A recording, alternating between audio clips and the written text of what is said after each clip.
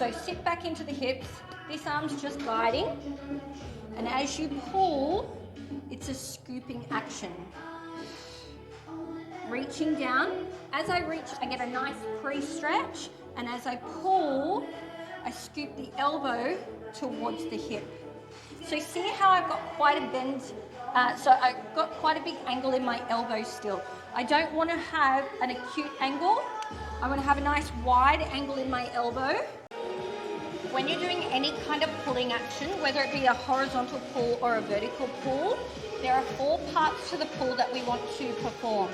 So the reason why we need to be aware of the 4 parts is because it's the difference between pulling and using your lat and pulling and cranking through your neck and your upper trap.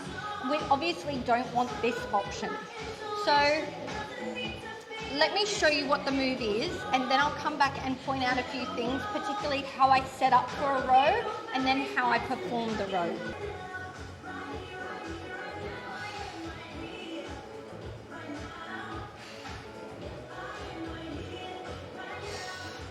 This is what we do want.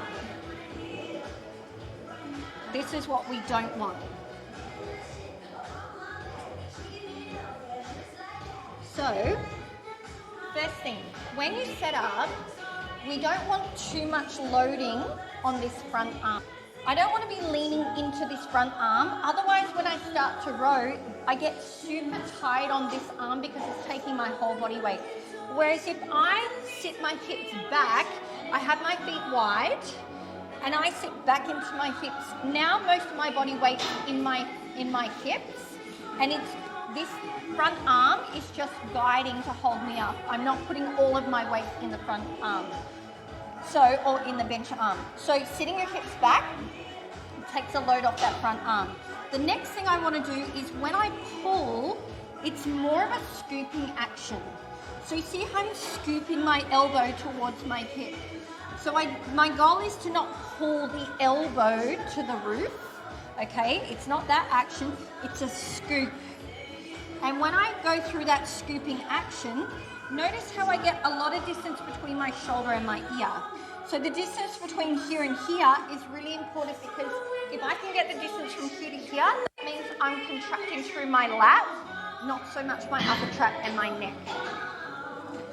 So I sit my hips back, and as I pull, I scoop my elbow towards my hip.